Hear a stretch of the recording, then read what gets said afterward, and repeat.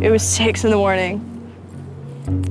I got a knock on my door, a really loud knock, and I thought it was my dad who had locked himself out or something. So I opened it, and it's the LED flashlights and the really obnoxious bulletproof vest and the dragging me out into the cold when I'm in my pajamas. That was not fun. They seemed pretty shocked by the sarcastic, belligerent, angry teenager that they dragged out of bed that day. I don't know if it's just that I was 19 or that I was a girl, but they didn't expect this.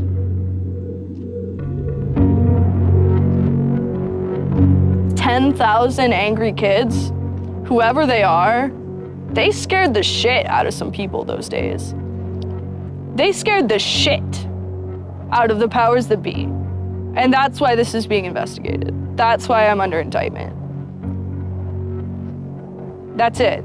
Because between the days of December 6th and December 10th, 10,000 angry people proved to the government that their regulations, their ideas, their view of PayPal, their view of WikiLeaks, their view of the Afghan war and Egypt and Tunisia and Libya, it didn't fucking matter.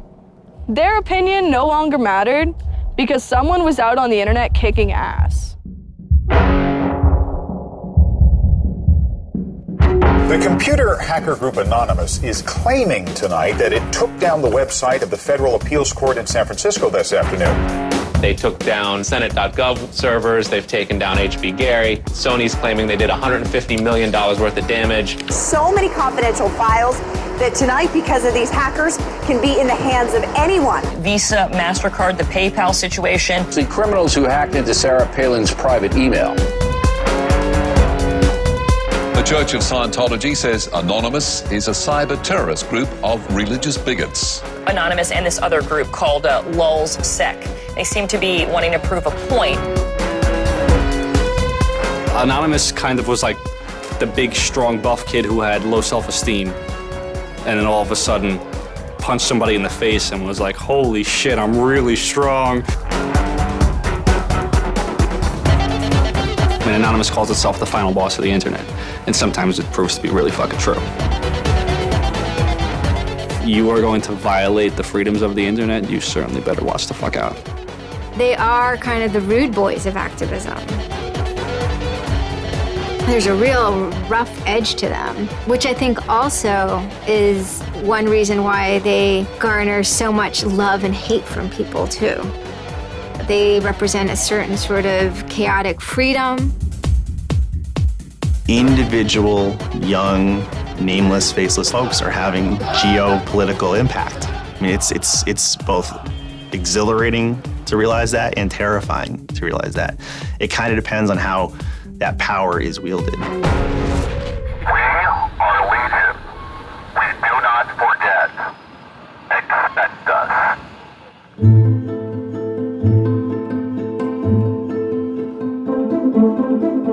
We stand for freedom. We stand for freedom of speech, the power of the people, the ability for them to protest against the government, to right wrongs. No censorship, especially online, but also in real life.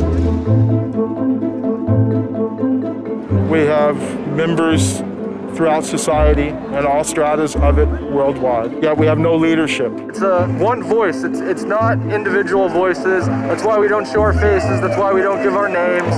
We're speaking as one, and it's a collective. Good timing. I would love to live in a country where the government fears its citizens and not the other way around.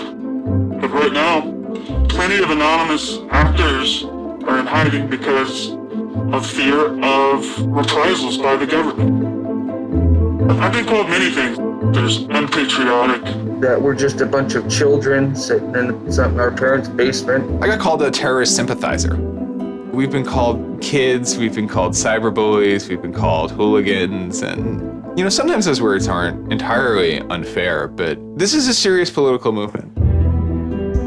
No one, in the general public really seems to get it. What they don't seem to get is that the ability for Anonymous to be everything and anything is its power.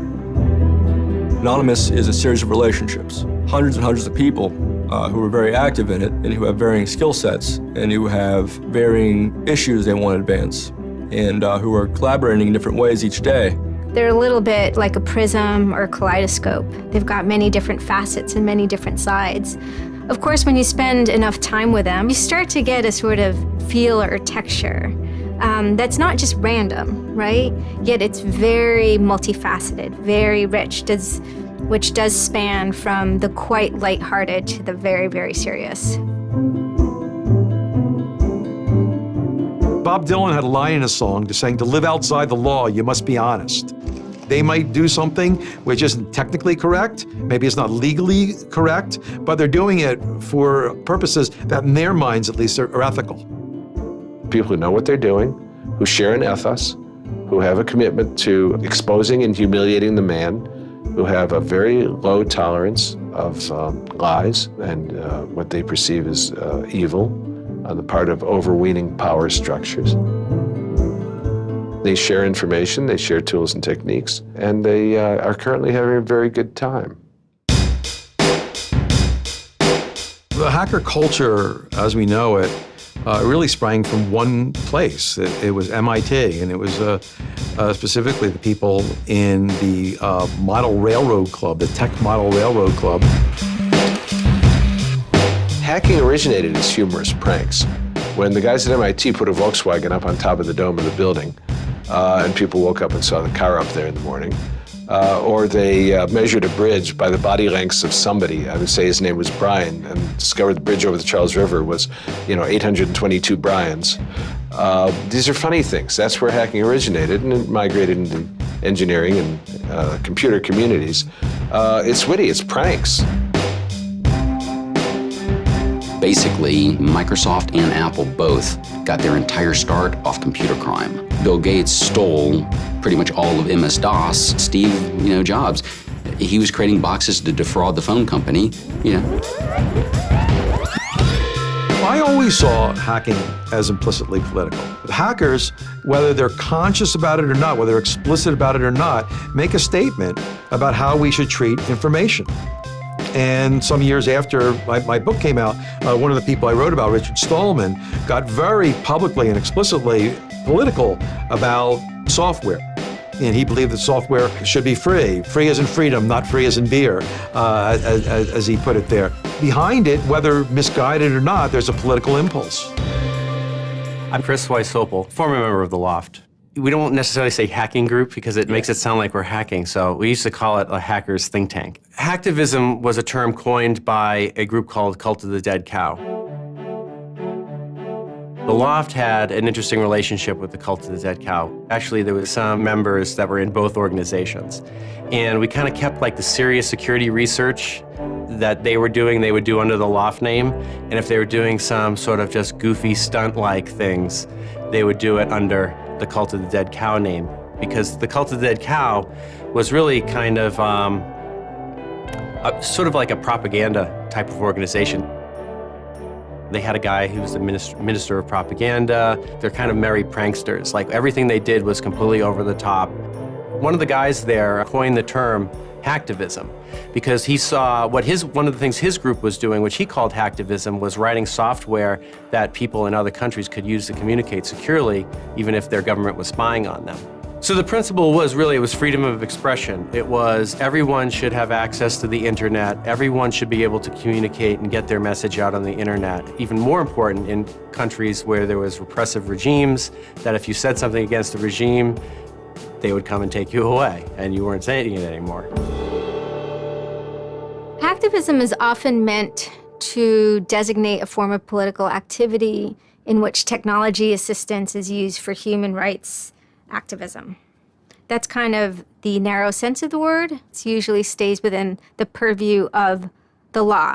Usually, because by providing technological assistance, you may be breaking a local law, however. And yet, other forms of digital interventions, protests, dissent, disobedience are clearly pushing the boundaries of the law, are seeking to actively break the law in protest, or are just merely transgressive as well. Just like in In traditional activism, it spans the full gamut from sit-ins or pickets to actually spiking trees and pouring sand in, the engines of construction vehicles. I mean, there's real sabotage. The same thing does all fall under the hacktivism label. There is a spectrum.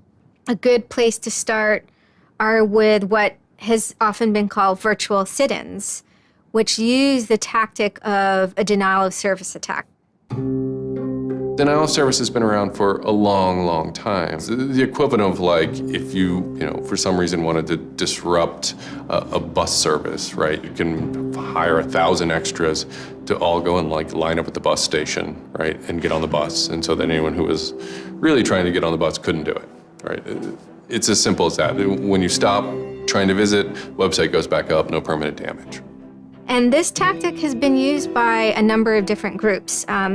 Probably the most famous is the Electronic Disturbance Theater. Another really interesting case happened in Germany, where a group of activists got together who wanted to protest the fact that the airline Lufthansa, they were using their planes to deport immigrants, and they would take down the site. And in fact, eventually the German courts ruled that this could be a legitimate form of protest. There's sometimes a strong anarchist flavor to it as well. It's resistance to authority and those who would impose groupthink and group behavior on people, which was rightly perceived to be a consequence of the digital revolution as it was used by people in power to do hacking on behalf of righteousness and to redress the grievances of the world. Lance lowered Don Quixote on his horse, nag though she was, flying at the windmills of modern life. Anonymous grew out of what's known as 4chan.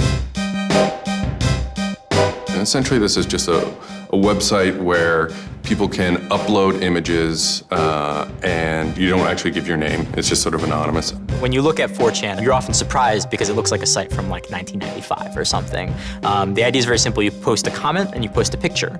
And you can post under your name or anonymously. And it's separated into boards about particular topics. So there's a topic on anime, there's a topic on weaponry. There's like a 4chan board for origami, and you just upload interesting pictures of origami.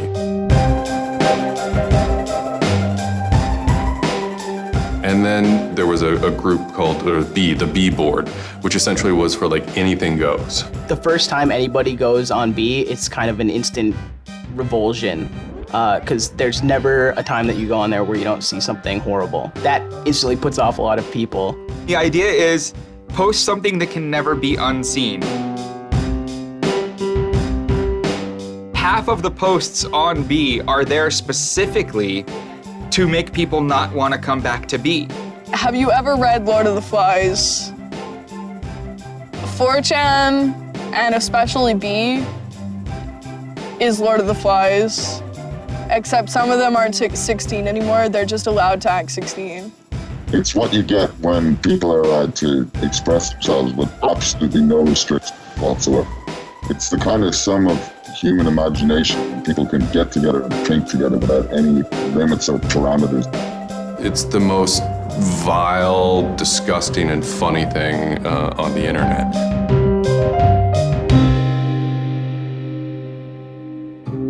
4chan was founded by Chris Mootpool when he was very young, maybe 15, in the early 2000s. He started 4chan because he was a big fan of Japanese animation. Christopher Mootpool is the sweetest kid you've ever met in your life. He's small and he's got these sort of like tiny features, and he runs the most disgusting website in the world.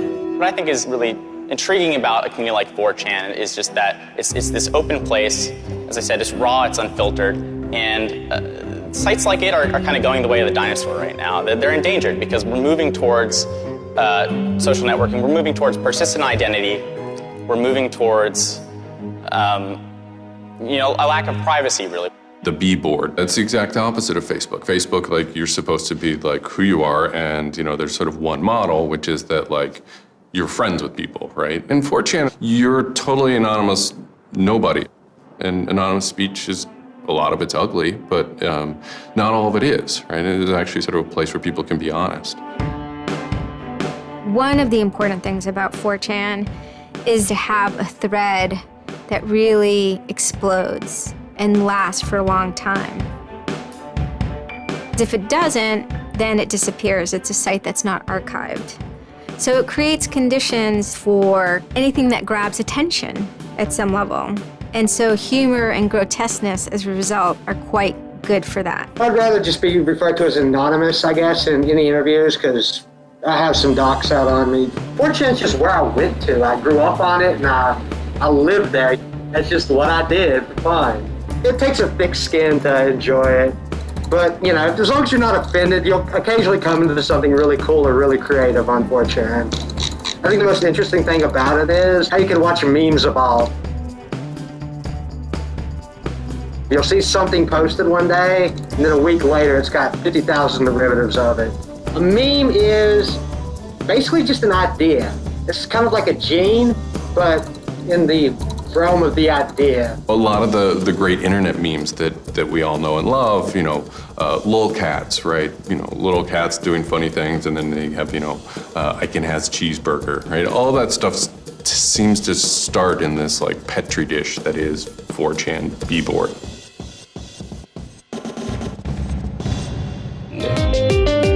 Say it publicly and you're insane. Chocolate rain. Name any meme from the last about 6 years, and I'll bet you either in its first posting ever was on 4chan, or at least one of its earliest revisions that became what it was on 4chan. I can see the food situation is so we'll be on our way. It's basically the best breeding ground for internet culture, and as far as I'm concerned. With your neighborhood insurance rates, chocolate rain. 4chan is also very known for acts of trolling. Trolling is a fucking art. Trolling is getting the person you're talking to get as pissed off as they possibly can, and for no reason except for your own enjoyment. Maybe you're trying to illustrate a point, but it's mostly for your own enjoyment. For them, it's funny that like people think the internet is serious business. And if people think the internet is serious business, it's a troll's job to make their life terrible. The idea of anonymous came initially as a joke. I mean, somebody suggested that, what if the whole site, what if 4chan, what if B was just one person? And what if that's just one guy called Anonymous sitting somewhere, and you're just reading all these posts by one guy? And it kind of looks like that from the outsider's perspective. I mean, there's no way to tell the difference. It might as well be one guy. Fox News did a very famous segment about it. They call themselves anonymous. They are hackers on steroids, treating the web like a real-life video game, sacking websites, invading MySpace accounts, disrupting innocent people's lives. And if you fight back, watch out. Destroy. Die. Attack. Threats from a gang of computer hackers calling themselves Anonymous. I've had 7 different passwords and they've got them all so far. Anonymous hacked his site and plastered it with gay sex pictures. His girlfriend left him. She thought that I was cheating on her with guys. As long as I can think back, Anonymous have done some pretty off-color things in the name of getting cheap laughs, you know. But, I mean, that's part of the culture. They get what they call lulz. Lulz is a corruption of LOL, which stands for laugh out loud. Anonymous gets big lulz from pulling random pranks. For example, messing with online children's games like Habbo Hotel. Habbo Hotel was this online community where you had an avatar and you walked around and talked to other people. It was kind of like an early version of, you know, World of Warcraft or Second Life or any of those virtual worlds. What the people on B did was invade Habbo Hotel, created, you know, thousands of avatars. They all had this one uniform of a black guy with a big afro wearing a black suit. And so there would be thousands of these people, black guys, black suit, you know, huge afro, walking around this world, and they would do things like form a swastika out of themselves. And I think that was a real landmark because it was when they were able to see that, they can use their numbers to do something really interesting and really disruptive. So we blocked the entrance to their pool, and that just pissed them off so fucking much. It was fucking beautiful. That was fucking just wonderful. Wonderful times. Those kids love that pool. They love the shit out of their pool. The goal was actually to offend everyone, simply because the idea that we could offend you by drawing a little shape on the screen was stupid to the people involved in it. They were like, really? You're going to get that mad over us just drawing this on the screen? Wow, well, you need to refocus a little on life, because this should not be upsetting you that much. Barrett Brown, I'm the director of Project PM and former operative with Anonymous. We were targeting furries, which were a subculture of people, of course, who, a lot of people on 4chan find irritating by virtue of their being irritating. A furry is someone, generally a male in his 20s, who identifies with animals and oftentimes has sexual attraction to other people dressed as animals. We had furry infiltrators, people trying, we had secret groups. Mine was called the Illuminati /I/Illuminati, and we were, our goal was to wreak as much havoc as possible because it was stupid. There's a point, when I was, otherwise, seemingly respectable writer, 2007. My first book had come out like that, but I spent my evenings on Second Life, that big, virtual world, riding around in a virtual spaceship with the words faggery daggery do written on it, wearing afros and dropping virtual bombs on little villages at concerts and waving giant penises around. And that was the most fun time I've ever had in my life. All these different organizations online, whether it's 4chan or just any website, there's typically a community aspect to it. This is where people have their social relationships. This is where their friends are. This is where they have a creative outlet. And so all those aspects are going into groups like Anonymous, where people feel like they're part of a bigger thing and they're able to express themselves within that group. There were certain words, certain phrases, certain ways people respond to things, certain images that were posted that created a pattern, and that pattern was, I guess, the origin of what is now Anonymous. It's like Freemasons with a sense of humor, in so much as they have this common symbology, and one of their chief joys, which is kind of wrapped up in power and secrecy, was the fact that they could recognize each other by referencing these symbols, referencing these phrases. Over 9,000. It's over 9,000! I lost my iPod. Mudkips, anything involving mudkips. So you have this weird sort of international culture developing with people, across the world, wherever they may be. In late 06 and, into early 07, there's a bit of a sea change where instead of just posting a bunch of content or randomly saying we're going to go over to some website and post a bunch of dirty comments against someone, it becomes a little more organized. Welcome to the Hal Turner Show. They went after a guy named Hal Turner. I am being discriminated against because I'm white. Hal Turner was a neo-Nazi who was, big online and had a podcast. I think that the 14th Amendment was not ratified properly, and I think, therefore, it is still okay to have Negroes as slaves in America. The first time I heard about Hal Turner is he was knocking somebody on 4chan. He was just being a major dick to a relatively known user. And for the fun of it, we started trolling him. And then I guess we kind of figured we had a moral high ground, which allowed us to get people on our side. But he was a fucking neo-Nazi. That's not okay to be in modern society. You're not allowed to do that. And there's a million neo-Nazis out there. But he started picking on our dudes, so we had to go to our dude's fucking defense. And it just so happened that he was a neo-Nazi, so that's a big reason that he's a fucking dickface. I'm like, yeah, screw that racist son of a bitch. Let's do this, So I joined in and I made some of the phone calls and, I played around on the chat thing on his website and posted in the threads and whatnot. Who are you? Where are you calling from? Hola, this is Pedro. Spick, don't call my radio show anymore, you filthy spick animal. The college that I you're go on the Hal to Turner Show. has begun an integration program where they try and purposely lower standards to bring more blacks and quote unquote diversify the campus. And by the end of the next 5 years, they intend to bring over 9,000. He was just a horribly racist radio personality who seemed to handle it well when you called in. Like, he could handle being berated by Anonymous. And that made it very interesting. It made it a bit of a challenge. It wasn't some guy who just either crumbled or stopped answering the phone. It was a guy who would yell back. I don't see where you're going with this. Where I'm going is, I believe Barack Obama is genetically incapable of exercising the power necessary to govern the most complicated nation on earth. That's where I'm going with this.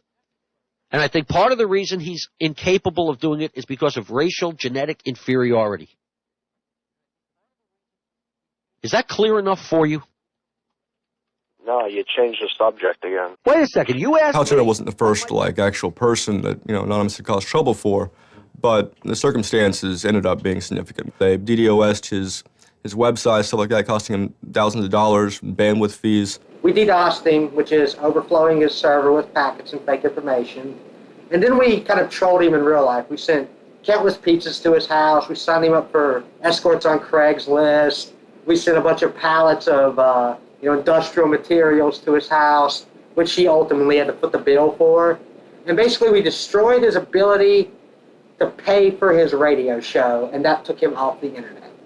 And then they ended up getting some real hackers to help them out. Like, this wasn't sort of pranks. They actually were able to get into Hal Turner's private servers and his mail servers and find some interesting emails that he was serving as an FBI informant, which, if you're a right-wing neo-Nazi, is not a good thing to be. And obviously him being an FBI informant, and also his reaction, his sort of douchebaggy reaction to the raids, damaged his credibility within the white nationalist scene, which is a shame. Hal Turner's gone. He's been prosecuted by the feds for threatening judges. It wasn't supposed to be different, but it ended up being different. People who observe Anonymous see this group called Anonymous going after this white nationalist. They say, oh, hey, look, Anonymous must be some kind of activist organization. So by virtue of those people joining Anonymous becomes more of an activist organization.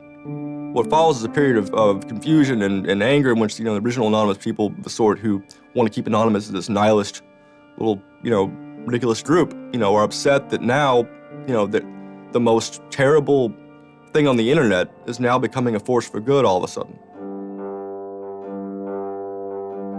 Anonymous has never been about getting media attention or getting all of this attention towards it. It means a community, a pretty sometimes insular community that just kind of kept to itself, made jokes and made content.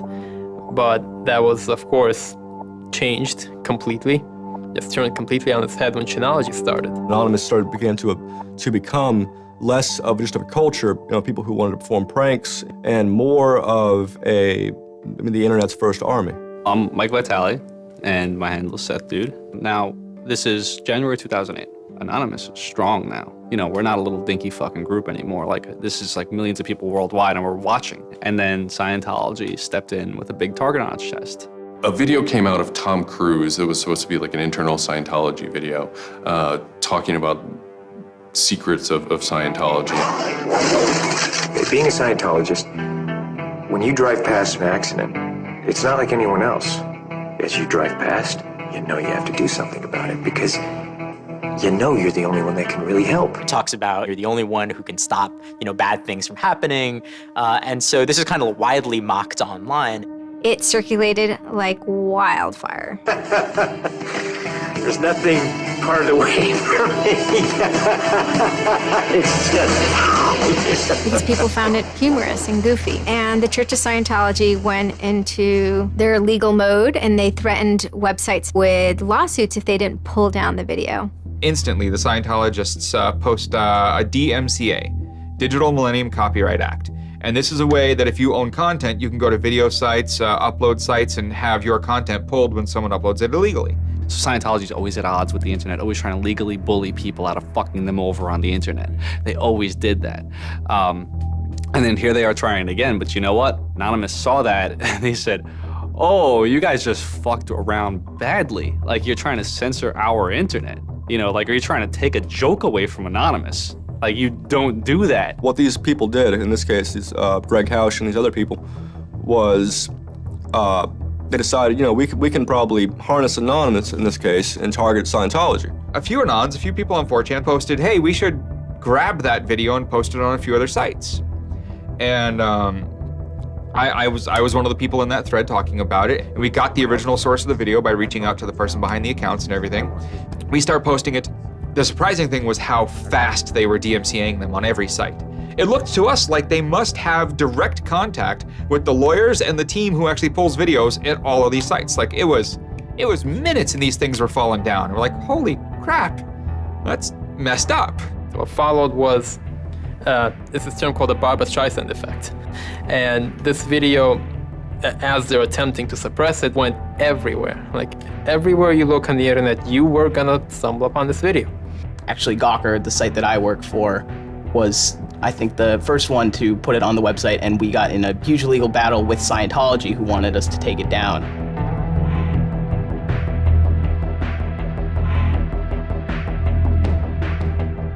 A guy joins the channel, and he says, you should all look at Gawker. So we go over to Gawker, and the strangest thing has happened. This big media company had the video up on their front page and basically had a comment underneath of it that stated very clearly that they were sick of this abuse that was going on. That made us think, what have we gotten ourselves mixed up in here? Scientology is an interesting target because in some ways it's the perfect inversion of what geeks and hackers value. At so many different levels: science fiction, intellectual property, discourses of freedom, science and technology. It's very proprietary, it's closed. And so in some ways, if you had something like a cultural inversion machine and you stuck geeks and hackers in there, you'd get something that looks a lot like Scientology. So it's quite offensive, and there's a real pleasure in attacking your perfect nemesis. What really kind of dared us and set us off about Scientology is specifically the treatment of their critics. Anybody who says anything bad about Scientology is automatically some sort of criminal, some sort of crazy person, a drug addict. It's just that kind of mentality, that kind of, like, if anybody says anything bad about you, we're gonna fuck you over in the worst possible way. It resonated like this feeling of disgust within us. That was a big problem. That was the big problem. The censorship aspect of it. The audacity of this cult, this creepy cult, to go into our territory and tell us that we can't post this? No, fuck them. No, it's not gonna happen. And people who knew what Anonymous was to begin with were like, oh my God, Anonymous is gonna go to war with Scientology. This should be really interesting. Especially because it's two weird ass groups. I mean, I've been an Anon for a long fucking time. I know Anonymous is really strange. They're weird, and the stuff we like is weird, and it's really not mainstream at all. Now you have Scientology. Also really weird, a lot of crazy shit goes down. Anybody on the outside who's seeing this is going, let's watch these two retards fight. Like, both their pants are gonna fall down, they're gonna triple, and it's gonna hurt everybody, and it's gonna be hysterical. And what happened was all these people who were geared up, the infrastructure was built to war with other Anons, said, you know what, fuck it. Everybody's gonna get together and pound the fuck out of Scientology. And then that's when 4chan kind of reared into action, really reared into action. And they started to troll the Church of Scientology. And this took the form of pranking the Dianetics hotline, ordering pizzas. Every fax number we get, and we're sharing them all. You know, every number we get, we send black pieces of paper on a loop until we saw their ink. I go to call them on the phone and it's busy. You know, and that's their main fucking Dianetics hotline. Their Dianetics 800 number, you can't get through because Anons have completely fucking clogged it. And just probably saying stupid shit. The whole idea was just you call them just to keep them on the phone. What's an Elron? How do I Dianetics my face? They were not expecting that. And they couldn't handle it.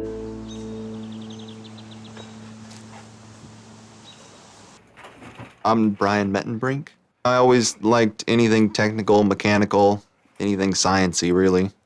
Computers do what you tell them to. They don't all of a sudden start doing weird stuff, and if they do, it's probably your fault. And I always like that, you know, they're perfect, really, in a way. I'd just gone to 4chan just on pure happenstance, and I saw a post about the Scientology thing, and I started looking up stuff, and I'm like, oh, This is actually for a decent cause. I think I'll, do this. Anonymous members have developed a distributed denial of service attack tool called low orbit ion cannon, which is a name taken from a computer game. Low orbit ion cannon is what's called an end game weapon in Red Alert. All you had to do was literally follow instructions step by step. I downloaded a program that's free and legal for anyone to download and use. And I followed the instructions and I typed in www.scientology.org and I pushed go. And what it does is it tells Scientology.org, in this case, it tells them to send their website to my computer about, I think it was 800,000 times in a weekend. And I'm pretty sure I probably took it down myself a couple of times. This tool is low orbit ion cannon, sometimes referred to as LOIC. I am actually not breaking any laws by using this tool against my own computer, 127.0.0.1, which is a non-routable address. But of course, if I were to have attacked one of those other bigger sites out there, I would have severely been breaking the law and would have been doing it in a way that was quite easy to track. You do is you put in the site, you see that the IP is correct, you make sure that all these settings are good, and you hit the button. And off it goes. It felt like you were making a difference, just you yourself. And you didn't even have to leave your home, You just sat at your computer and followed instructions and stood up for what you believe in, so to speak. You made your say in the world, and hopefully it turns out better for it. And one of the guys said, we need to make a video. We have to make a video. Hello, leaders of Scientology. We are anonymous. When the video came out on January 21st, that was one of the first times that Anonymous as a culture started referring to itself as Anonymous as a movement and declared that it was going to take down and destroy the Church of Scientology. That video probably changed everything. We are anonymous. We are legion. We do not forgive. We do not forget. Expect us. It basically looked like if a computer was going to tell you that he was going to beat the shit out of you, this is what it would look like. That one video really galvanized that moment of innovation. That's exactly like with that video, internet activism, as it's known today, was born. What the video was saying was, it's over. You're not going to be able to follow people back to their house anymore with impunity. You're not going to be able to just issue a cease and desist letter to any reporter who wants to write some shit about you that you don't like. That's done with. Every time you do that, Anonymous is going to hit you harder. So we made a video named Call to Arms that said, we're going to the streets. Every major city of the world has a Scientology building. Be very wary of the 10th of February. Anonymous invites you to join us in an act of solidarity. Anonymous invites you to take up the banner of free speech, of human rights, of family and freedom. Join us in protest outside of Scientology centers worldwide. And you just see this consensus forming that it's going to happen. So we made the third video, the code of conduct. Don't bring weapons. Dress accordingly. Cover your faces, because they will try and find out who you are and screw with your life. Rule number 17. Cover your face. This will prevent your identification from videos taken by hostiles. Scientology has a history of harassing, stalking, and just generally doing horrible things to its critics.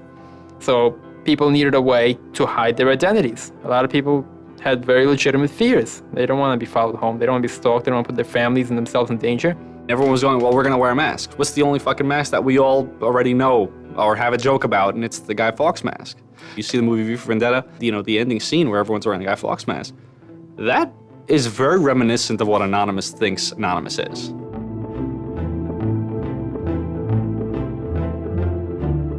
We wanted to represent anonymity in some way when it moved into real life. I think that the Guy Fawkes mask was one of the most natural things to happen. It is the idea that none of us are as cruel as all of us. You have this massive crowd of people who are anonymous that is going to fight against a bigger thing and win. Even after watching the video, it's like, yeah, this is great, but who's actually gonna do it? Who's gonna step up? Are people actually gonna get out of their house? And I guess we were really affected by the stereotype of that whole community, there being internet nerds. They're too afraid to leave their mom's basements. I figured maybe 15 nerds from every city somewhere might show up and wear their masks at a building for a while and leave. No one thought that they were going to come out. This is me on the way there. I haven't slept. I'm very fucking tired. And I remember going to the park that day, and it's really fucking early in the morning, which I thought was a bad idea. And I'm smoking a cigarette, and I'm looking around like, where the fuck is everybody? There's nobody here. So here I am, sitting in Bryant Park, waiting for the other announcers to show up. I remember thinking like, oh fuck, like, am I gonna be the only one in the park? Am I gonna walk to Scientology with fucking 6 or 7 people? Which totally defeats the entire purpose of this, because now they could single me out, you know? Then I get up and I start walking around and I see there's a lot of green balloons over there for some reason. On the other side of the park, there was like fucking 200 people. There was Guy Fawkes masks everywhere. And I'm like, holy shit, this is huge. There's a fucking lot of us. That's pretty good. I had no idea how many Anons there were until we started moving. And it just fucking got bigger. I remember walking through Times Square, and everybody in Times Square was an Anon. Like, and you know, this is like a fucking 1,000 person per like fucking minute foot traffic area. And everywhere I'm looking, I'm seeing fucking Anon symbols. It was fucking wild. It was really wild.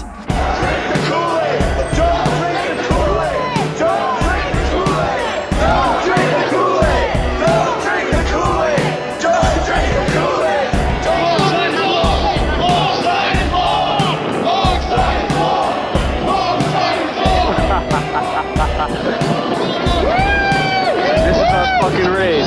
Hell yeah! So we start getting numbers in. And Sydney, we're thinking that it's going to be 50 people. And before 10 a.m., before even time, there's already 50 people there. And there's still streams of people walking down the streets. A couple hours into it, you know, because I didn't go to bed until 1 in the morning, you know, you're looking at Sydney as, wow, there's 250 people in Sydney. The cops are estimating higher than that for their reports. What just happened? Adelaide, Perth, and Melbourne happened. And, you know, over 200 at each of them. We nearly broke 1,000 leaving Australia. Now, the next protest was Tel Aviv, which had actually gotten its first Scientology building right before this. There were Palestinians and Israelis at this protest, both holding their flags. And at one point, they actually switched flags and held up each other's flags and whatnot. It was awesome to see. I call our guy in London, Brittanon, and I say, hey, what's going on there? And he's like, did you just get out of bed? I said, yeah, I haven't even turned on the computer. I just figured I'd call you. And he said, we've got 600 people and the cops are really, really mad at me. All the major cities were having hundreds of people come out. It's massive. Clearwater had like 300 people. I don't think anyone beat out LA. I think LA had over 1,000 people. The thing that happened was something completely different, and hundreds of people from every city just swarmed the streets. It was kind of overwhelming, a little even scary, but scary in a good way. Soon, you know, we're at around the 10,000 mark, you know, and we were joking the whole time, over 9,000, you know, one of those memes. It was too surreal. It was not believable. You go by what name? We are Anonymous.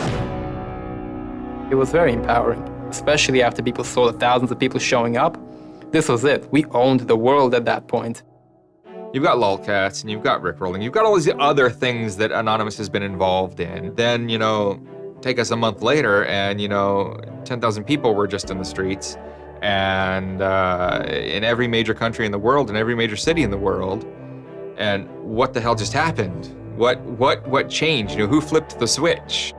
The world looked very different to me at that point. We all met each other. The idea of an Anon is you're fucking alone until you get to 4chan, you know, and then these people all think like you know? And all of a sudden, you're not alone. You are with fucking 500 others, you know, they all know the same jokes as you. They all clearly have similar interests as you. Here's your culture. You meet your own people finally. Immediately, You felt like you were at home. If you were an Anon, you were at home. We all like spent years in the same place, looking at the same pictures, laughing at the same jokes. You know, we pretty much were already friends, even though we've never ever met. It was very happy. It's perhaps a little surprising. It's not just preteens or teenagers. There's a far more even mix of males and females than you would imagine otherwise. Everyone always figured Anonymous was a very male, thing, but it wasn't like that at all, There's some fucking hot girls come through. Like, there's some really, you'd be surprised.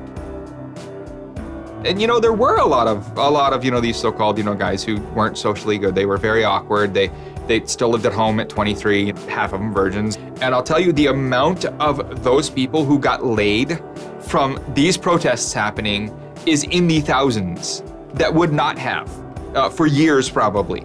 That's why those protests were so important. It was a chance to finally meet other people that were previously anonymous and unknown, and hence it was the moment of the end of their anonymity.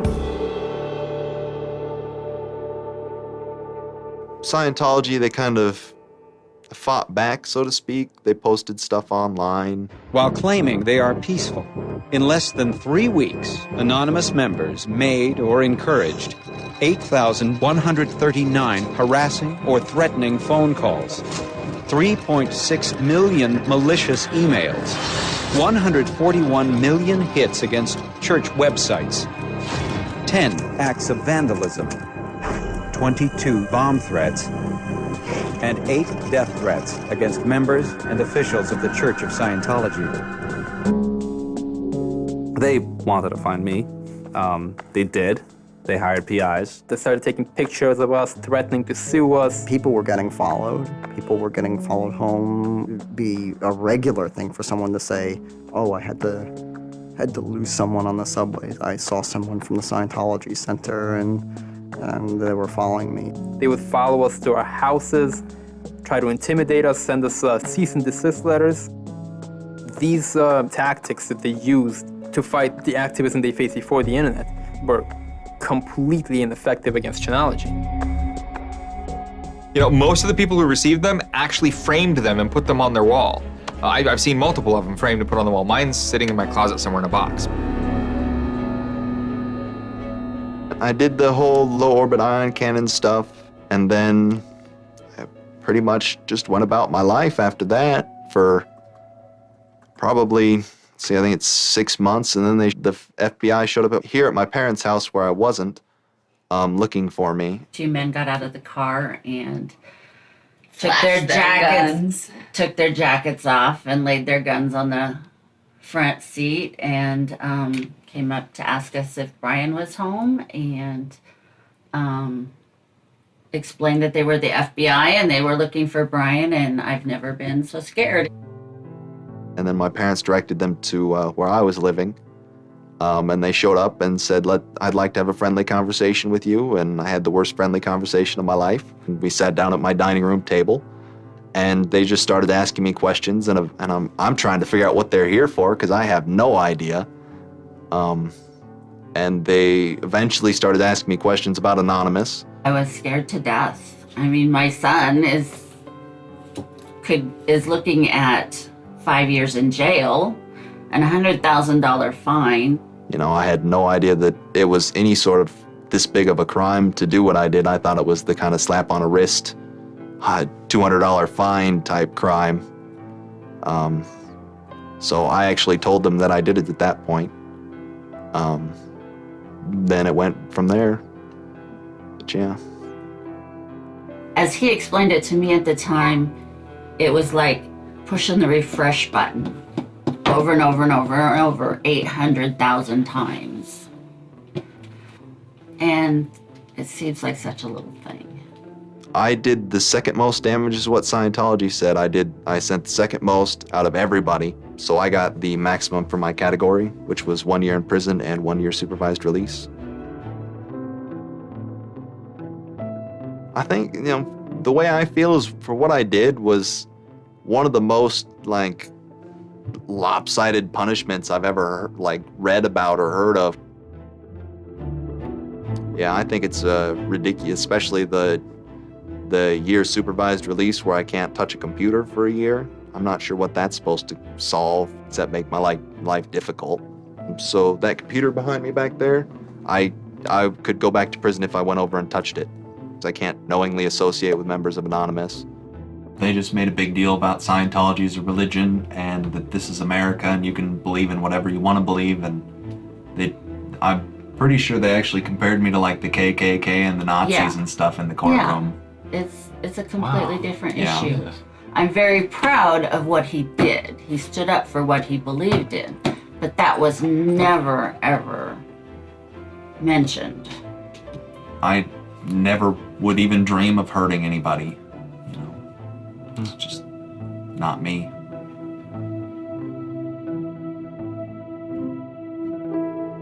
Prior to Anonymous, critics of the church still had to be very, very careful because of the aggressive lawsuits that were launched against academics, journalists, and other critics.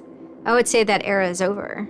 And Anonymous, more than any other sort of intervention, is probably responsible for that change. This actually caused a decent rift in Anonymous. There was one big group, significant group of people who would say, this Chinology stuff, it's cancer, it's awful, it's bad, it's just bringing attention to us that we don't want. The trolling isn't happening. We're not getting our jollies. Like, now this is all really serious and moral and somber. And like, well, you know, that's not what I signed up for, that kind of thing.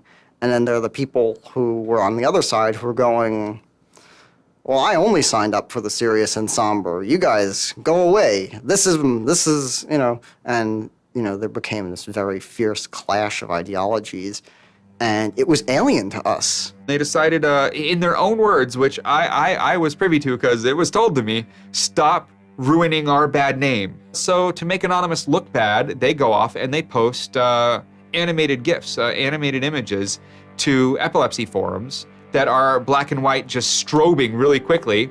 So any of the epilepsy people on these support forums see it and they fall off their chairs, you know, in seizure. You start hearing this term moral fag. If you're not out there making epileptics have seizures, then you're doing it wrong. So you're a moral fag. Which is what I am, a moral fag. Those who want to use Anonymous as, you know, as a tool for good in some sense, rather than just doing what we used to do, which is distribute video games. One Anon said it well once. There is no leader. Their ops have momentary leaders, de facto leaders. Almost through meritocracy, there's more respected or more persistent participants. Some people participate in a single operation and are never heard from again. It might even be a housewife who just, you know, agrees with that political statement or that protest. I like to describe this with a picture of a bird swarm. Everybody's flying very, very quiet. Suddenly, one bird flies into the other direction and the mass fly into the same direction, following that person. It's totally okay to say, I'm sorry, I don't take part. When Chinology was running full force, it was like a kid stretching for the first time and actually seeing the real power. If you had asked me all throughout 2008 and most of 2009, is the politics of Anonymous always going to be sutured and hinged to the Church of Scientology? I would have said yes. And it became unsutured, unhinged, when a different political wing was born in 2010.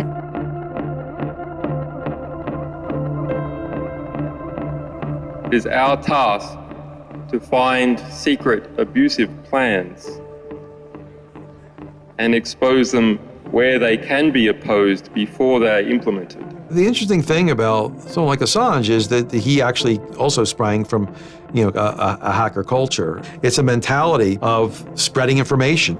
Julian was Mendax. He was the greatest hacker that ever walked the face of the earth when I was a kid.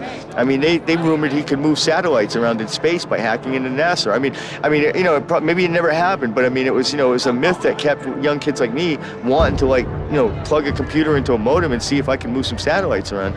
WikiLeaks is an instantiation of the hacker ethos. Truth wants to be free, and we want to liberate it. WikiLeaks released a huge trove of diplomatic cables. There was a lot of controversy. from every quarter of society. The WikiLeaks website released nearly 400,000 secret U.S. files on the Iraq War late today. It was the largest leak of classified U.S. files in history. The diplomatic cables show the U.S. is spying on its allies. Lots of things which were understood in private and may have been not even talked about explicitly. Suddenly they're out there in the cold light of day, and it's going to make some governments and some individuals very uncomfortable. He was showing the world a glimpse of how, the powerful elite actually work.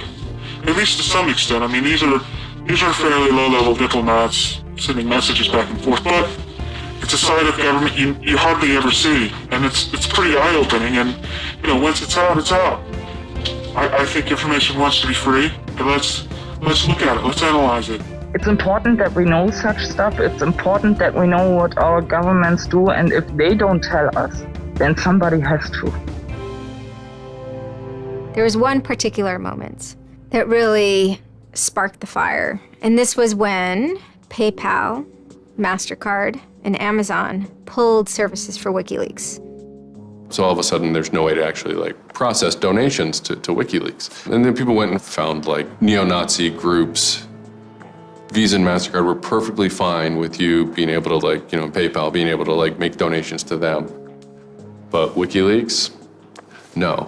I think WikiLeaks is doing a good thing. It's just a total hypocrisy. They got their little fucking banking mafia to fuck, WikiLeaks over. People were incredibly angry.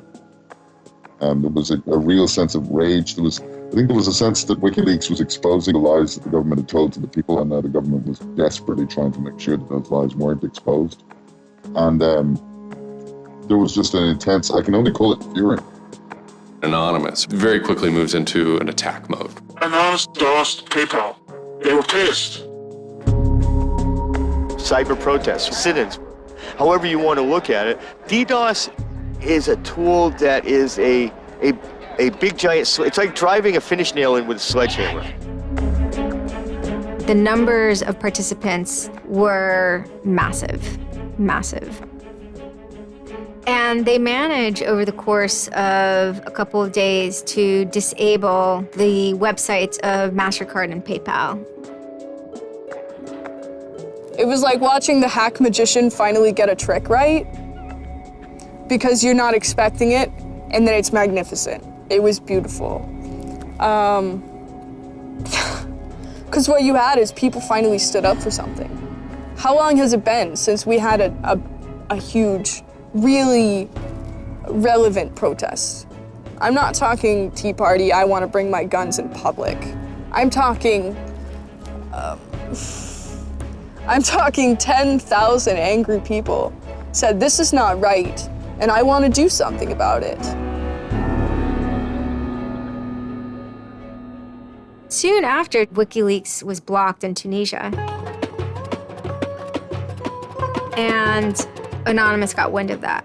They then intervened, at first solely for the purposes of stopping the kind of censorship that was happening. They did some DDoSing, and this was a time period where they were getting involved with what I would call non-internet-y social movements and building lines of solidarity. My name's Pete Fine. You can call me an internaut or a hacktivist. Telecomics is an ad hoc cluster of volunteer net activists who have spent much of the last year trying to keep the internet running in the Middle East. During that time, we saw the Tunisian government not only censoring and filtering the internet, but also doing some kind of technical trickery to steal people's Facebook passwords and delete their posts and see who was posting what, and fake posts, stuff like that. Some Tunisian hackers came to us. They were members of Anonymous, and I didn't even know we had members of Anonymous in Tunisia, so it was a shock to me. And they had the keys to some parts of the kingdom, so to speak, when it came to the dictator in Tunisia. We went in on behalf of those Tunisian Anons, and we helped them get that and extract it, and then it went to WikiLeaks. The Tunisians overthrew Ben Ali, who was kind of a repressive dictator. A revolution that was facilitated by the internet, by Facebook and by Twitter. Not caused by it. I mean, 50 years of dictatorship has caused the Arab Spring. But the internet has certainly been helping. There's a video where they are thanking us for being involved. holding up a mask saying we were the only one who stood by their side.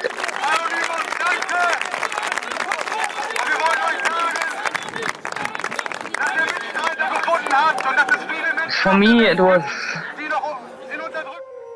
awesome to hear that and to feel the connection. The same group of hackers that target anti-WikiLeaks sites have now turned their attention to Egypt. In kind of the lead up to the Egyptian revolution, we would tweet on people's behalf. We would get people from Egypt who were unable to access Twitter on their own on our IRC network, and we would take reports from them and tweet them out using our account to kind of help them get the word out about what they were experiencing. Some of this shit is personal. And one of the things about the movement as a whole, when Egypt rolled around, is that Egypt broke us emotionally. Watching in real time with live feeds that we helped set up, Egyptians get massacred with machine guns. It was different, and I have never in cyber activism wept before. It's never bothered me like that. It's never been able to touch me the way Egypt touched me. It was fucked up that we were watching people killed for no reason other than leaving their homes, that these people had every right to freedom, that they had every right to choose their government. And then January 27th, January 28th rolls around, and the Egyptian government starts shutting down the internet. I mean, just for the whole country. The whole country. There's this fantastic traffic graph that you can see the traffic coming out of Egypt, and it looks like, like this. Just totally stops. And we were just shocked. I mean, we were just like, what the fuck? Like, what the fuck? To think that a country would completely cut itself off as much as it was able to from the outside world was pretty unthinkable. We know bad things go on in the dark places. And suddenly it got quiet. I remember that somehow burned into my brain that first Twitter was flooded and suddenly everything was quiet. That's the kind of thing that could start riots. I think when Mubarak did what he did, I think it really upset people here as well as in the Middle East. I put myself in their place, and I found myself in a desert of nothingness because he just wiped out everything that my world incorporated. That just showed me and everybody else that the same thing can happen at any time, at anywhere, in any government. Anonymous and the people on the internet stood up and said, go fuck yourself. You want to shut down their internet? Fine. The people on the internet will show them how to turn it back on. A lot of my friends helped with encryption, helped people on the ground in those countries validate SSL keys and certificates, and really showed them how to subvert their government and become free. And then Telecomics started to tweet connections to the internet, dial-up connections. In Egypt, the care package we put together included some kind of our comms information, the ham radio and dial modem details. In total, we helped coordinate and run about 500 dial-up modem lines. We also Googled up treatments for tear gas and other kind of basic medical treatment and found folks who could translate that into Arabic. Sort of put this together in a nice one-page PDF and fax, and off it goes. I think the most effective thing was shutting down government websites. We're taking your dictator's web pages down. President Hosni Mubarak has decided to step down from the office of President of the Republic.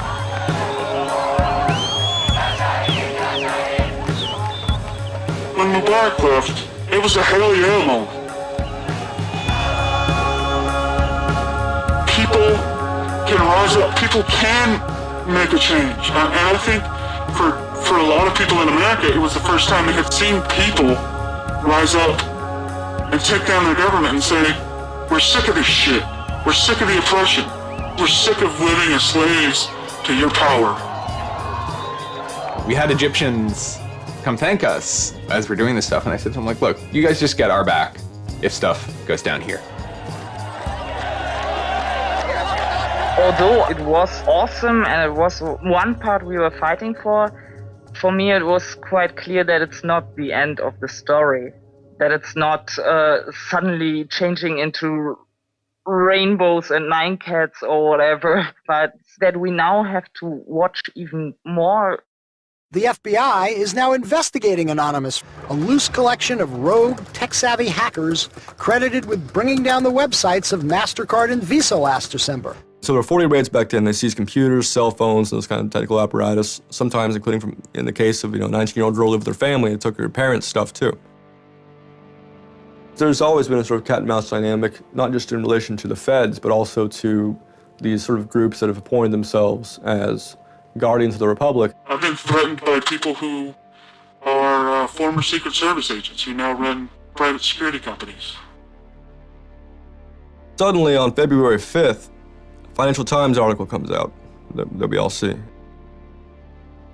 It's quoting this guy named Aaron Barr, who's the CEO of HP Gary Federal, which is an intelligence contractor.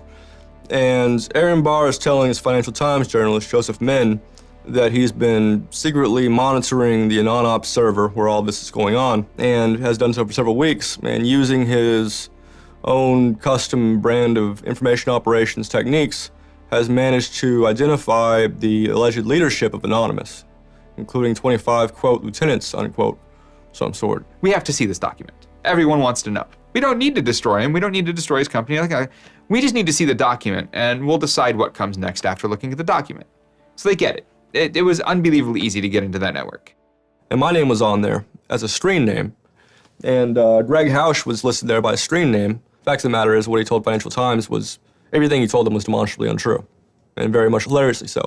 He had to be shut up. It had to be proven to the world that this guy was a retard and that his information was in no way valid. Now, to put that in hacker terms, Anonymous is a hornet's nest. And Barr said, I'm going to stick my penis in that thing. In a mere 24 hours, he was owned, pwned completely by a small group of participants who basically went on a hacking rampage. Faster than you can say, get these hornets off my penis. Anonymous took down Barr's website, stole his emails, deleted the company's backup data, trashed his Twitter account, and remotely wiped his iPad. And he had just reached the Hammam high level on Angry Birds. The HB Gary hack brought about 70,000 emails. Probably the most important ones had to do with a proposal that HB Gary had already formulated. It was packaged up as a nice PowerPoint presentation. Kind of act as privatized agent provocateurs, where they were going to discredit WikiLeaks.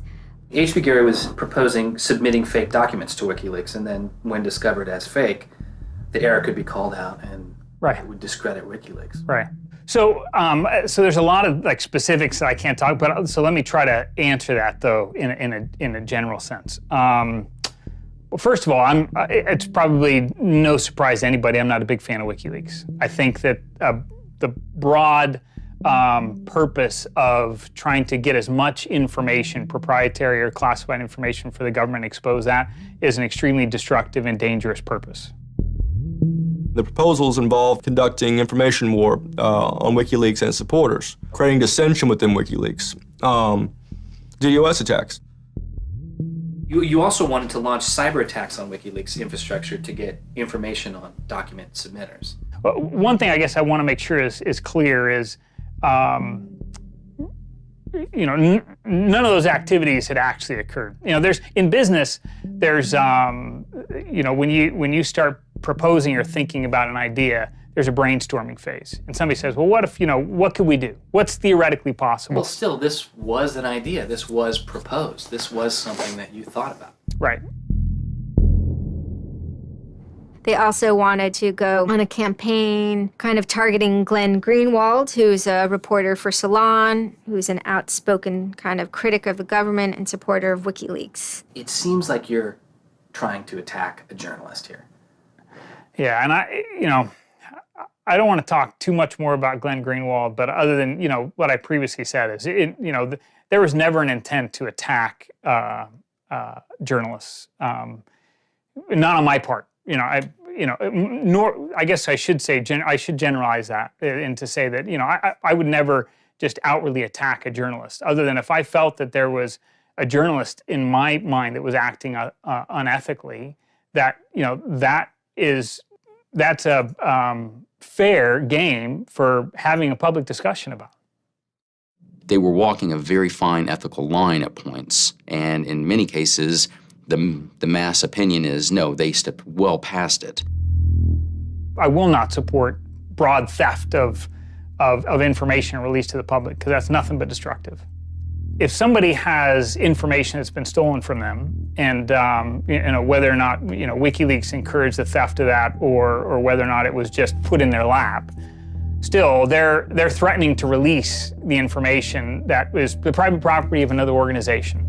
So your choices are to just allow that to happen, or to try to stop it.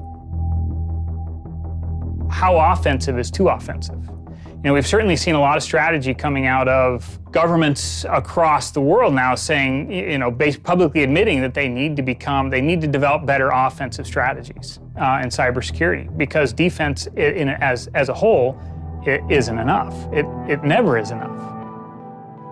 In the court of public opinion, that took H.B. Gary quickly from being a perceived victim to being a perceived villain themselves. It was becoming harder and harder to distinguish the good guys from the bad guys. H.B. Gary changed Anonymous as tremendously as Optinesia did, and within essentially a month of each other.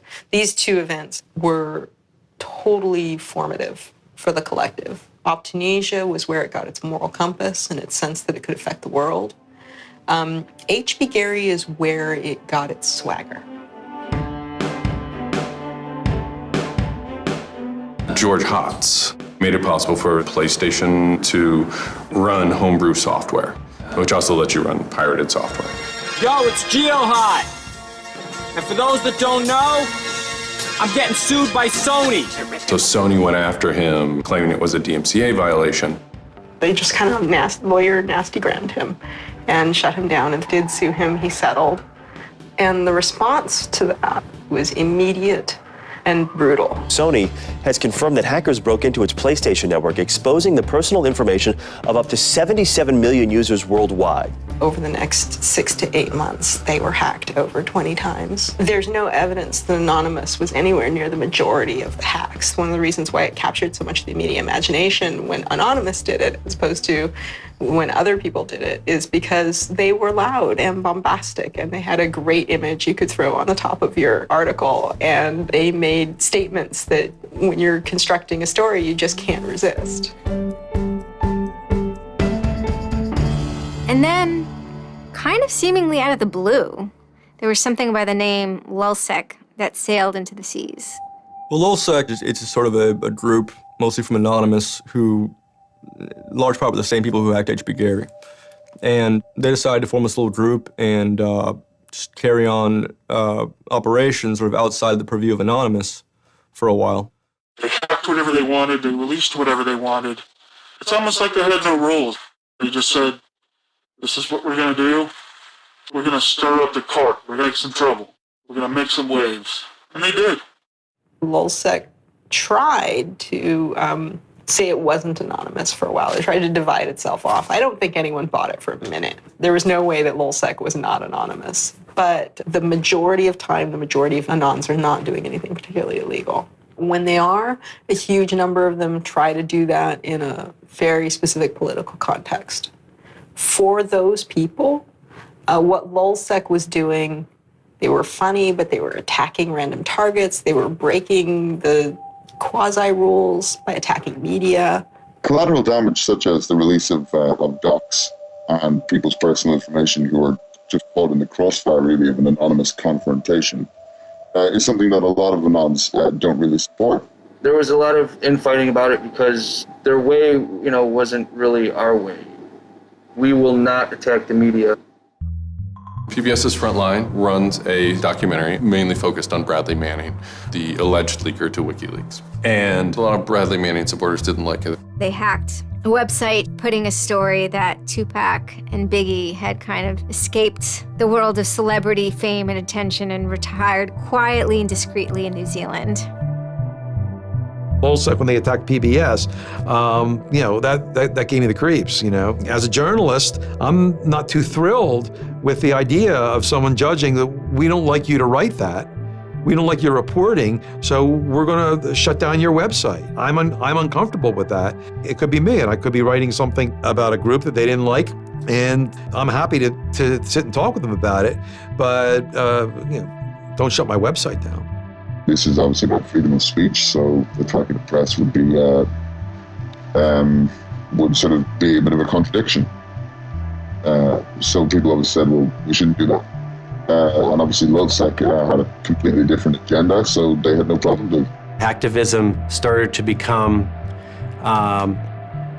sort of, I would say, almost more nasty, using, you know, sort of more no-holds-barred kind of attacks, sort of more vicious attacks. LulzSec adds this dimension of bombastic lawbreaking to Anonymous. For the people who are focused on things like the freedom ops, who want Anonymous to be a way of standing up to the powers that be, this is diluting and possibly counterproductive to their project in Anonymous. And you're trying to make a case for civil disobedience and for what you might call crowdsourced investigations using often sometimes illegal means.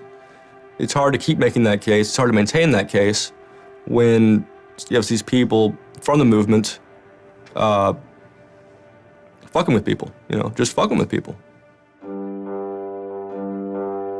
They sort of saw themselves as going out there, breaking into like anything, everything, governments, corporations, police departments, largely for the same reasons Anonymous would.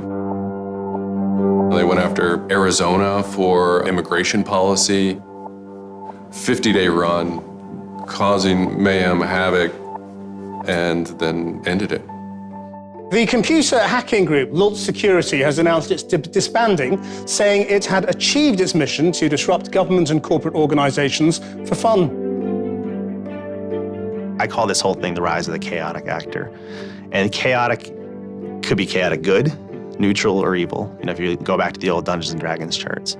And some people see Anon-Ops initially, let's stick with Anonymous, as chaotic good. They saw Operation Payback, or they saw attacking Scientology, and they say that's good. It's like Robin Hood, right? Chaotic good, outside the system, but doing something good. Other people saw Anon as chaotic evil, like the Joker. They just want to see the world burn and doing potentially irreparable damage. And the truth is, yes, it's the entire column of chaotic. I'm actually a little less concerned about some of the things LulzSec's done and more concerned about the next generation of LulzSec, the next turn of the crank of who takes it further or is more aggressive. Whoever fights monsters, you know, should see to it they don't themselves become one. Sabu was probably the most famous Anon who managed to kind of remain famous for a while. Somebody who gets famous in Anon generally gets punished very harshly by Anonymous, but Sabu managed to avoid that a few ways. I mean, he was a controversial figure, incredibly controversial figure inside of Anonymous. He was bombastic, he was thuggish. But he was also very good at mentoring and encouraging people and giving them permission to try things. And that was, I think, one of the most pivotal things about Sabu's role. And it also speaks to the absolutely soul-crushing level of betrayal when it was revealed that Sabu was working for the FBI. There are still people who cannot let go of the idea that he was somehow on their side, that somehow he had to have been working against the FBI to help them, no matter how much is revealed. But he had betrayed the collective. It devastated everyone that he had touched. We're here today at Crown Court in Southwark for one of our brothers and one of our Legion members, and we're just here to show him solidarity and show him support. And that we're not forgetting him. We do not forgive. We don't forget. Hugh Davis. I am an independent barrister. Amongst the cases I'm working on at the moment are the LulzSec-based prosecution. I can't comment on Sabu, but with cyber criminals, whatever their motivation, it may not be personal profit, but it is a very strong, sometimes destructive motive, simply for those with whom they disagree. In criminal terms, it's vandalism. One has to be extremely careful that one person's exercise of freedom of speech is not at the expense of some other quite legitimate organization's equal right to have a lawful website operating, available to the public in a democratic society. And simply taking out lawful websites because you disagree with them is an erosion of freedom of speech rather than extending it. We are a part of Anonymous UK. We're supporting the Legion. If any of our brothers go down, we will rise up. We have no fear. We're standing outside the Crown Court here with masks on, but we're still in plain sight. And we haven't done anything, so we're not afraid. We're here to show the government we're not afraid of them.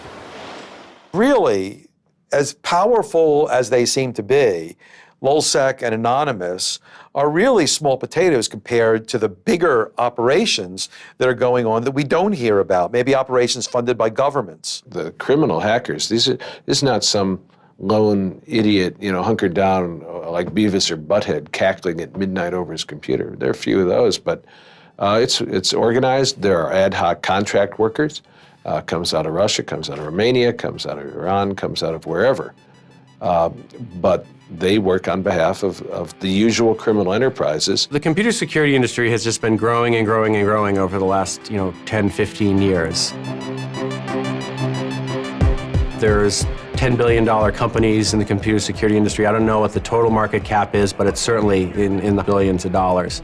Black Hat, when I first started coming, like 15 years ago, there was like 500 people, and there's 8,500 people today. So every year, more and more people come to learn about what are the attacks. Companies come to sell new products, and the government is coming saying, we want to recruit you to come be our new cyber warriors. The kind of thing that drives people to something like Anonymous is that sense that their government is going to watch them every moment of the day. And in America, our government is kind of watching us all the time. Like, we now know that with the warrantless wiretapping, we live under constant CCTVs. We have that sense that not only are we being tracked, but it's about to get a lot worse. The NSA has embraced domestic spying. They're building a giant spy center in Utah. And the only thing that even gives them pause is encryption. Anonymous gives people a way to exist outside of the system. There is a certain online culture that believes in certain values, like freedom of expression. They're against corruption. They're against governments controlling their citizens. And when they see those values harmed in some way by some organization, the hacktivists strike back. 16 people were arrested today, but dozens of FBI agents targeted alleged members of the loose-knit hacking group. Armed with search warrants, agents hit 6 homes in New York, along with locations across the country. The people arrested yesterday were suspected of attacking PayPal's website after the company shut off payments to WikiLeaks. Defenders of the hackers say they're merely engaged in civil protest, but FBI officials worry the disruptive cyber attacks could move in a more dangerous direction. So the FBI shows up at 6 in the morning, and it was really obnoxious. And I remember being frustrated and angry because there was nothing that I had done that would have justified an FBI search warrant. They came and guns blazing, all this other good stuff, busted down the door. I immediately just dropped down to the floor, 180, didn't want nothing. I wasn't trying to fight nobody. Theory of the case is they were, they flooded, quote unquote, a number of people flooded access to PayPal, thereby creating economic distress to a protected corporation. End of story. This is not a case involving identity theft, involving outing emails, involving violating privilege, involving theft of services, involving, shutting down business. It is a pure case of internet or cyber sit-ins. I think when Barack Obama gets on television and says, flood the switchboard, shut down the Republicans, send the message, that's legal. And even if you accept what the theory of this prosecution is, it's no different. This is an electronic sit-in at its finest. So what I'm facing is a felony. 15 years in federal prison and a $250,000 fine. If you're a pedophile, the average is 11 years. That's ridiculous. I mean, you can go molest children and get less of a sentence than you would for breaking into someone's phone. Even if you accept what the government is saying is true, what is important is that people are participating in the process. It is very much the process. It is sitting in a counter in Selma, Alabama, 500 Freedom Riders refusing to allow people to go and sit in at a segregated lunch counter. They write books about that stuff.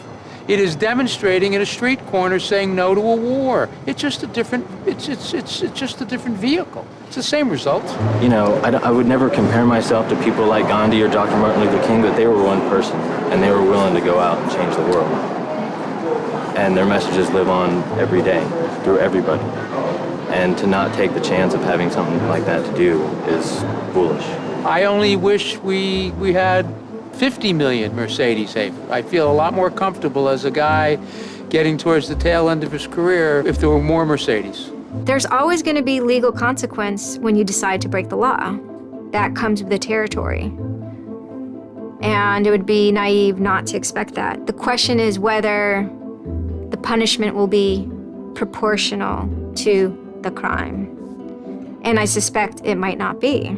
People will be watching very closely to see how these cases proceed, on what grounds, and whether there's any room during the trials to think, especially of the denial of service attacks, as a legitimate form of protest. So much of our lives are now configured, at least in part, on the internet, so we better start thinking about how we claim parts of the internet as spaces that we can also protest in. These people are just engaging in civil disobedience. You know, one person sending one packet to a web server, that's nothing. 100,000 people sending one packet, that's going to bring it down. Do all those people go to jail? Are they all felons? No, they're just engaging in civil disobedience. They shouldn't also have to go to jail for 10 years for it. This is the point in history at which you decide whether or not protesting is possible online. You can stand up and you can say freedom of speech extends to online. We have the right to not be monitored by our government because of our opinions. It's up to you. You're in the position of Huck Finn. Do you remember Huck Finn at the end of the book? He's told he's got to take that slave and give it back. Two things will happen if he doesn't. One, legally, he'll go to jail because Jim is property. Two, he'll be damned eternally and burned in hellfire because he's in an evangelical environment in Missouri. And Huck smokes his corncob pipe all night, thinks about it, and next morning he says, well, damn it, I'll go to hell then. In other words, he discovered that in order to be an expert at ethics, you had to transcend the legal and sanctioned religious appropriate truths of the day in order to access the meta-truth of both legality and righteousness. Well, hackers see themselves as Huck putting down that corncob pipe and saying, all right, I'll go to jail. All right, I'll go to hell, but I'm going to do the right thing. I suppose the question you really want to ask is, would I do it again? And honestly, after thinking about it, I felt that I did what was right. I had a belief, I still do, that what I did was the right thing, and hopefully someone got some good out of it. You know, I'd love to think that maybe I stopped someone from joining a cult, you know. Probably wouldn't tell on myself next time, but, you know, I don't think I would have changed a single thing other than the whole talking to the FBI thing. Just that little Yeah, just the little detail that kind of changed everything, yeah. I'm angry. Occasionally I have small breakdown moments of terror,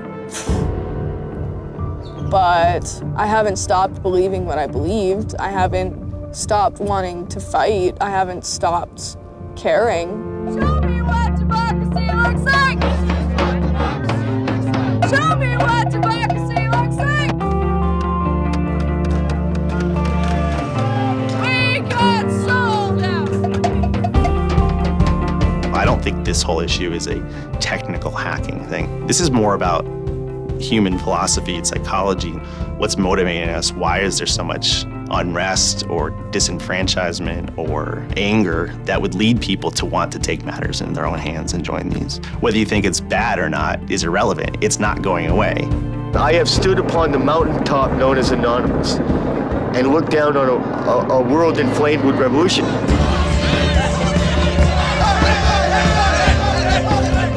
What can you say? Your spine tingles when you're at the cusp of history. When you're surfing, the waves of history, your spine tingles.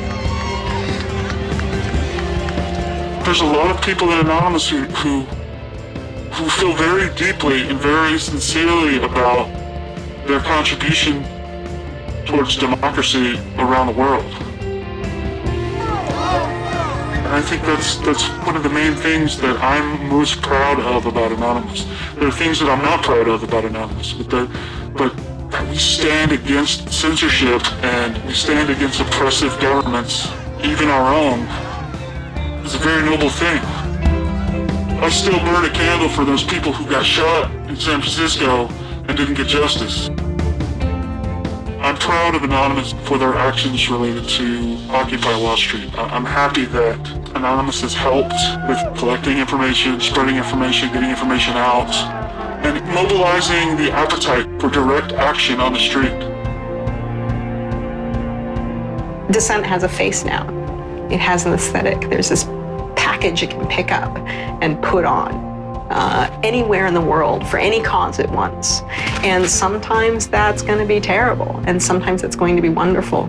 One thing I can kind of promise is that it's going to be interesting. It's rare in history that new things happen, but I think this is one of them. If you have power in real life and you have money in real life, it doesn't fucking matter on the internet. What matters on the internet is your actual ideas, how smart you are, the quality of you. And when certain organizations that, they want to extend their real life power onto the internet, it's not gonna fucking take because of Anonymous. And history teaches us that change simply doesn't come with flowers. It doesn't work. If they say I'm a criminal, damn, well, then I will be one. Anonymous is evolving thing. It's like a phoenix. It might occasionally catch fire and burn to the ground, but it'll be reborn from ashes. It'll be reborn stronger.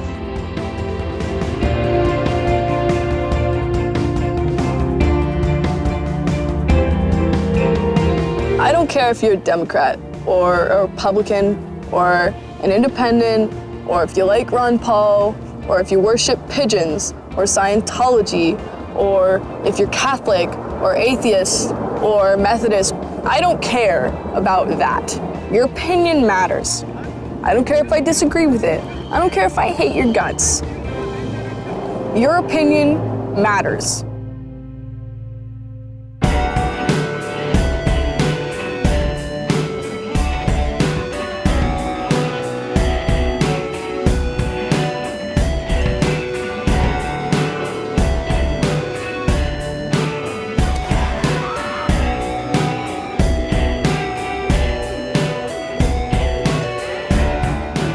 Is there going to be any further action? I mean, does Anonymous intend to prove that they can, in fact, manipulate the Westboro Baptist Church network of websites? What can we expect going forward, Anonymous?